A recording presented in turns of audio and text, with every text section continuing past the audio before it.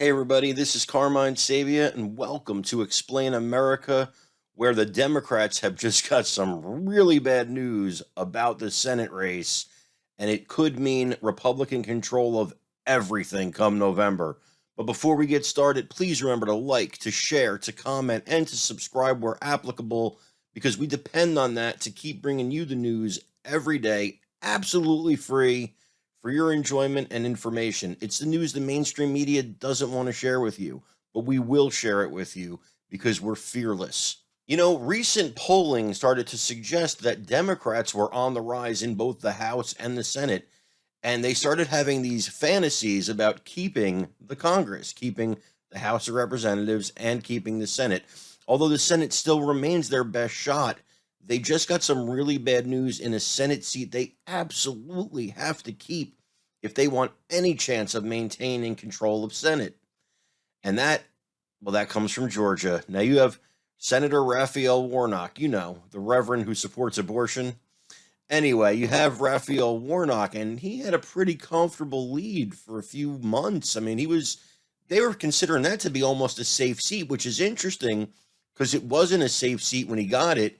And when he first got it, everybody said, if the Republicans pick a strong candidate, he's out of there. Well, Senate Minority Leader Mitch McConnell and others in the Republican Party have hinted that Herschel Walker, who is backed by former President Donald Trump, was not that strong candidate that the Republicans needed.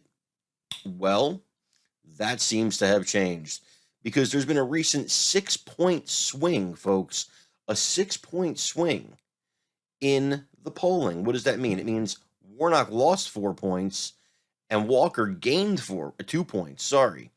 So that's a 6-point swing. And what does that mean? It means that now Herschel Walker's actually ahead of Warnock in the polling by 3 points, 47 to 44. Now you might say 3 points, not a big deal. It's a huge deal when you look at what the polling was just a few months ago.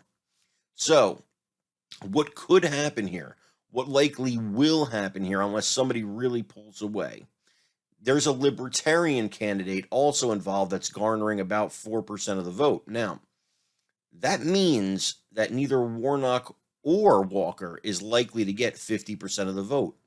Well, the deal in Georgia is you have to get 50% of the vote in order to be elected senator. So what could happen is this could become the most important seat in the nation because after we know the results from all the other states, this state could be up for grabs in an election between two candidates, presumably Walker and Warnock. And that would mean that every eye in the nation would be on this state. Tons of money and politicians from all across the country would be pouring into Georgia.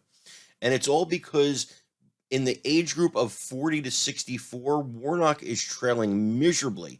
Now, he's ahead with the elderly. He's ahead with the young people who are not traditionally people that go out to the polls. The young people talk a lot and they poll a lot, but to actually get their feet moving and go to the polls, they don't really do that in the numbers other groups do.